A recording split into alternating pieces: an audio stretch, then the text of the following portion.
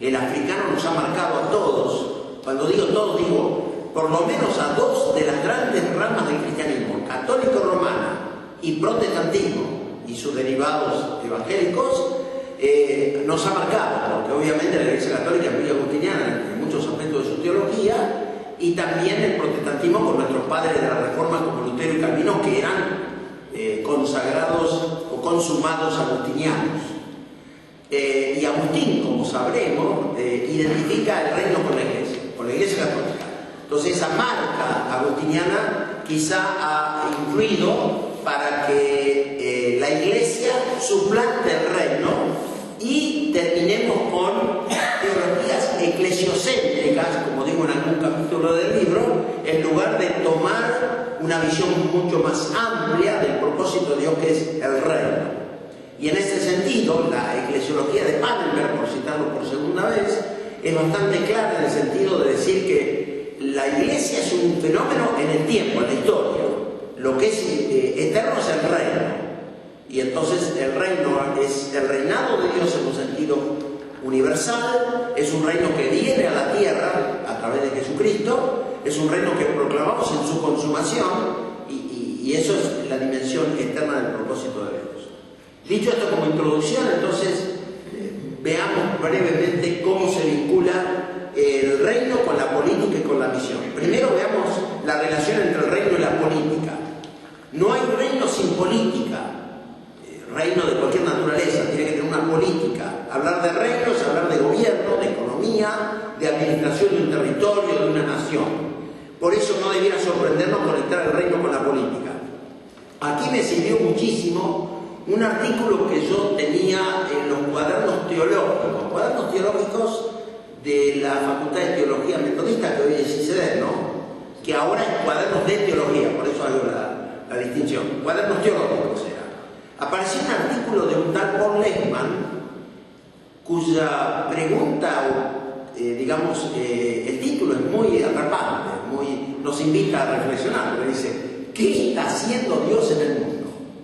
Uno diría, caramba, es una pregunta muy sencilla, pero no la planteamos a menudo. ¿Qué está haciendo Dios en el mundo? Ese artículo lo leí y después descubrí que es parte de un libro de Lehmann, que lo tengo también, editado en Montevideo en los años 70, que es La ética en el contexto cristiano, por Lehmann, teólogo americano, vinculado a Bonhoeffer. Y él dice, cuando decimos que Dios es un político, porque él afirma directamente esto, Dios es político. Y dice, cuando decimos que Dios es político y que lo que está haciendo en el mundo es hacer política, tenemos en mente la definición aristotélica y la descripción bíblica de lo que está pasando. De paso, recordemos, digo yo, que para Aristóteles la política como gobierno de la polis, de ahí viene el término griego, como sabemos, era tan esencial a la naturaleza que dominaba al ser humano, o denominaba, mejor dicho, como son politikon, es decir, animal político. Para Aristóteles el Estado era lo más importante de las asociaciones que los seres humanos han inventado. Entre los individuos y el Estado, como un todo, hay una relación estrecha, de modo que valor, virtud, justicia en el Estado producen los mismos resultados y tienen los mismos caracteres que virtud, justicia, valor en los individuos. En esta pequeña cita de Aristóteles, un clásico, ¿no?, de la filosofía griega, por supuesto, que marca todo Occidente y nuestro modo de pensar, vemos que una de las virtudes que menciona Aristóteles que el Estado debe representar es la justicia. Y en este sentido ya se conecta con toda la tradición de los profetas de Israel, ¿no?, que son voceros de la justicia social para el pueblo de Dios, y también con lo que Pablo dice y Jesús representa en su mensaje y su praxis, la justicia. El reino de Dios lo define Pablo en un texto, aparece la definición sobre el reino por parte de San Pablo en un texto que uno diría no tiene nada que ver, porque en Romanos 14, que en griego se dice la palabra adiápora, que quiere decir las cosas no definidas en lo moral. Por ejemplo, comer carne, no comer carne, guardar un día, no guardar un día, Romanos 14, ¿recuerdan? Y después decir que cada uno debe actuar en esas cosas son buenas o malas. Para cada uno tiene la libertad de optar por esas cosas, ¿no? Comer carne, no comer carne. Ahí en ese contexto Pablo define el reino. Miren qué interesante. Porque el reino de Dios no consiste en comida o bebida, sino en justicia, la primera vez. Justicia, paz y gozo en el Espíritu Santo. Por lo tanto, ya nos define la justicia como ese valor supremo. Para Lehmann, la política de Dios tiene como finalidad mantener humana la vida humana. Es exactamente lo contrario a lo que dice una canción latinoamericana que creo que es brasileña: la vida no vale nada. ¿Recordarán ustedes? No sé si es brasileña, quizás sí, ¿no? Bueno, no importa, pero es una canción muy interesante. Claro, el autor está criticando, no vale nada la vida humana en nuestra sociedad, ¿no? Se mata a la gente, no se respeta la vida humana. Entonces es una crítica que hace el cantante latinoamericano. Y como imagen de Dios que somos, que la definición bíblica del ser humano, imagen de Dios, es tan importante la vida humana que el mandamiento del decálogo, muy claro, no matarás, ¿no? Y todo lo que el Antiguo Testamento y el Nuevo Testamento dicen. Hay que ver la acción de Dios en la historia. Acá está el gran tema.